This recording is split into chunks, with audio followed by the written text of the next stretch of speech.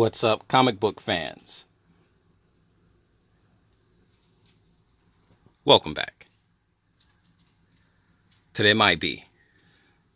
Master Toy Museum. I'll be your curator today.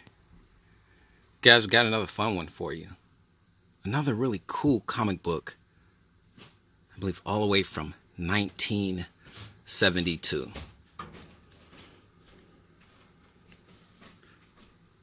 And this is truly a comic book from my childhood. My father used to bring home all sorts of crazy comic books, horror, mystery, and he would come home, and I remember this.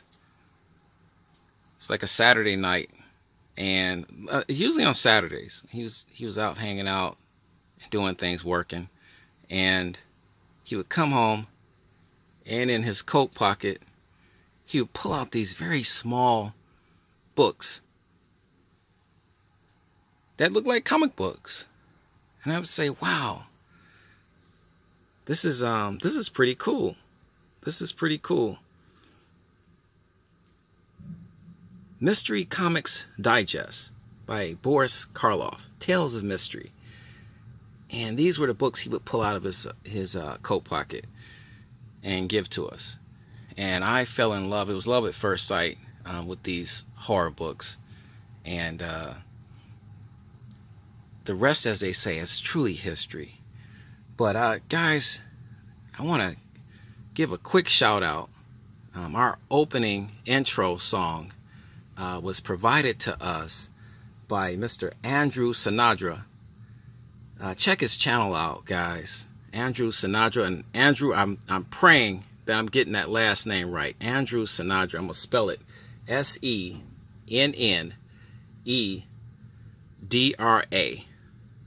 And I'm hoping I'm getting the pronunciation correct, Andrew. Andrew has a band, a very talented band. The music you just heard is from his album, Sinadra, and the name of that song was called The Room, and the name of his band is Raven Shade. So you're talking about a very talented young man, and I had the pleasure of actually asking him for permission to use his song in this video, and we have a great well, I would call it a business relationship now, because you'll be hearing a lot more of Andrew Sinadra's songs throughout our videos. So we just wanted to give him a quick shout out. We very much appreciated Andrew, man, for being so gracious. You and your wonderful band, Raven Shade, allowing us to use that beautiful piece of music that you created. And it goes well with this Mystery Comics Digest, guys. As you can see, the front cover here.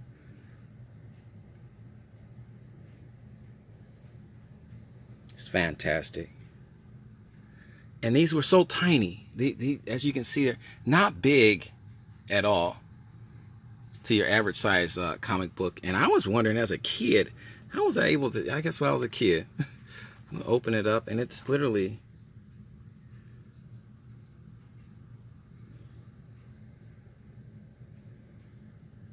it's old.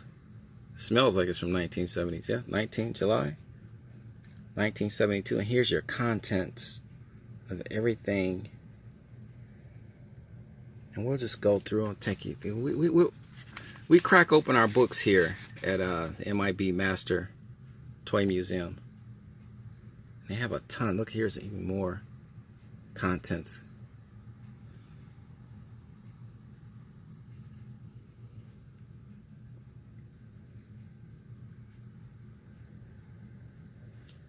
And just beautiful.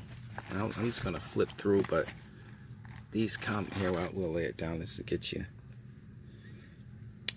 The Boy and the Beast. And these books were just fantastic.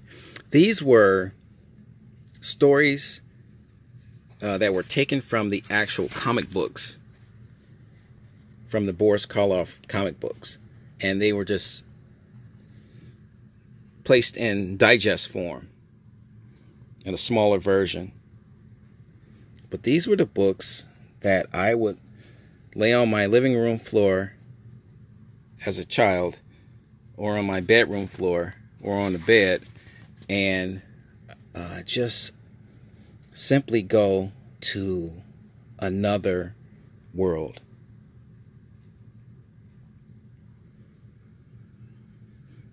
The artwork was fantastic, and it was like a book that you were reading, a small little book, but it was comic book. It was a comic book, and I thought that concept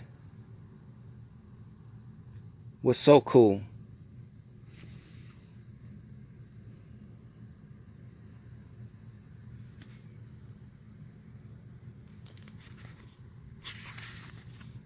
And there were stories that would really intrigue me, and I think we're looking at the first here. This is the story of, and anything with Boris Karloff was very captivating to me. I'm a huge Boris Karloff fan. And this is from the front cover. This is the story from the front cover.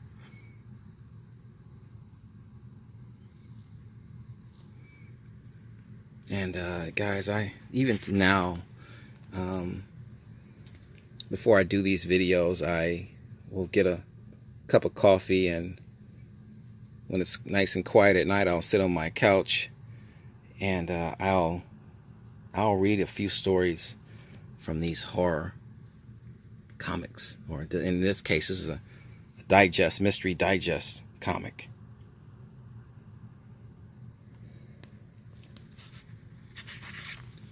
Coffee and comics, guys. It's a fantastic combination.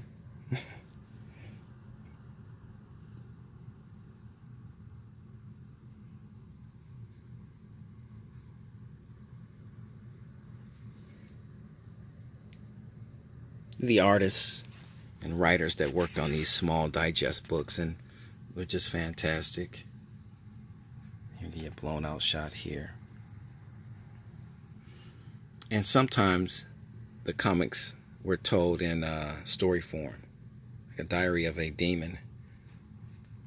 So just made for great reading and your imagination. They will give you some here. They will give you some. And this book is in fantastic condition, seeing as it's from all the way from 1972. And that's what we do here at the museum. We want the older books, because it's a lot of this stuff is from my childhood.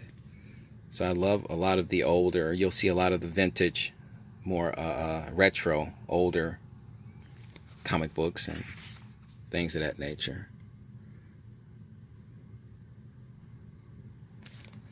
We want to build on our comic book collection, but we're doing it in a way, guys, where it's going to be beneficial to our museum. I want to go out and get like fantastic comic books that you guys can truly appreciate. I can get a lot of the new stuff, but you know, we're a museum, so we want to go after a lot of the stuff that's hard to find and stuff that's been long since forgotten about, that we want to add to our museum comic book collection and our sector here at the museum.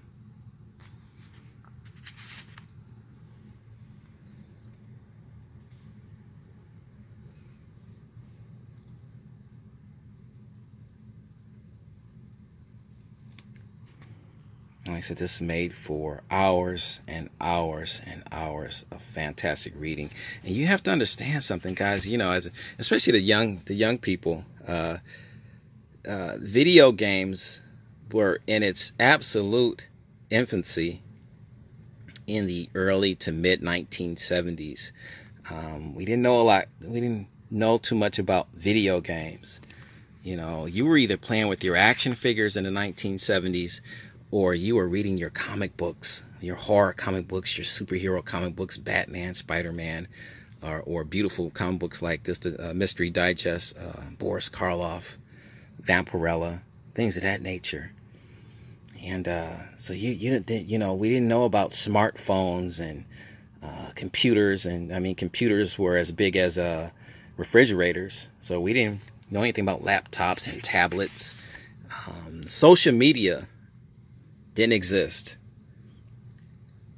Social media for me was reading this comic book, and the next day talking to one of my friends about it, who had maybe the same copy that I had, or a different copy. And that's about as social as it got. That was our version of social media. All these Comic Cons and things of that nature. This was a simpler time. This was a pure time. A fun time. Truly to be a comic book collector and enthusiast, and that's what I was. You know, even at that young age, I truly appreciated a good story and great artwork, and these beautiful horror comic digest magazines provided that for me. A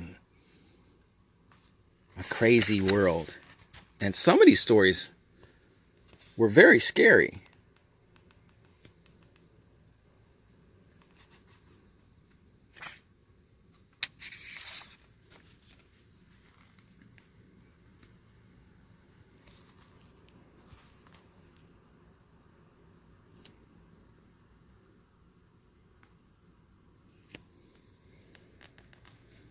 I didn't realize I must have had really great eyesight back then, because some of this reading, these words, this digest was so small, the words. I guess I don't see very well now. I got readers. I use readers now.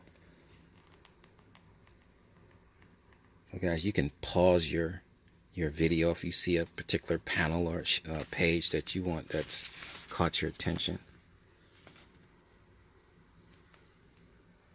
But these are just, this is something that I wanted to add these books to my comic book collection here at the museum. We wanted to, I'm trying to find bits and pieces of my childhood through these comic books that I used to own decades ago. And it's so cool to be able to hold one of these books that I've had, you know, that I used to own when I was a kid. It was just fantastic.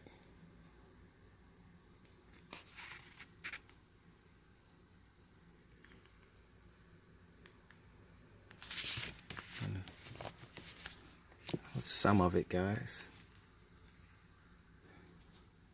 Guys, what do you think of our mystery comics, Gold Key Mystery Comics Digest?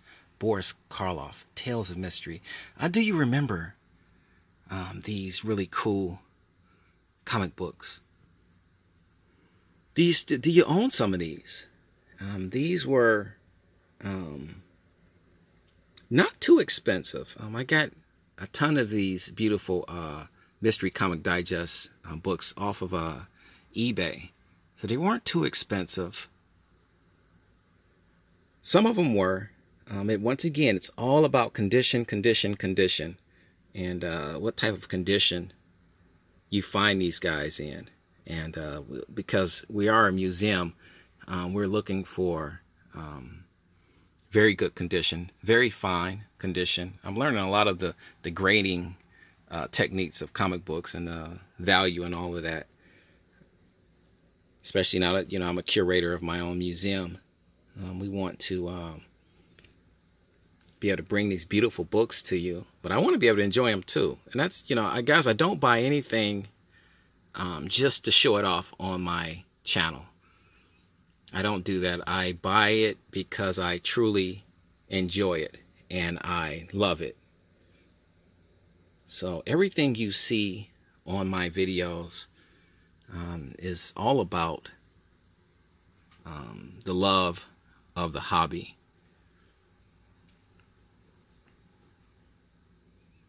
And I remember these gold key comic books from decades ago.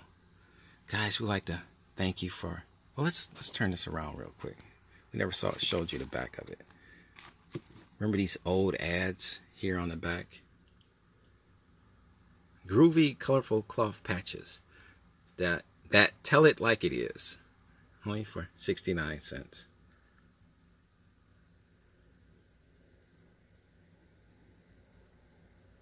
The ads were just as fun to read as the comic book, actually. You know, it was really cool, especially even more so now that it's so retro now.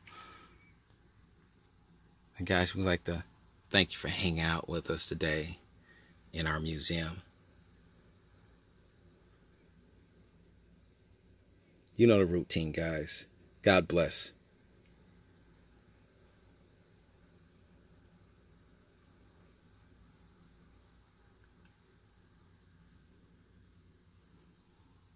And keep collecting.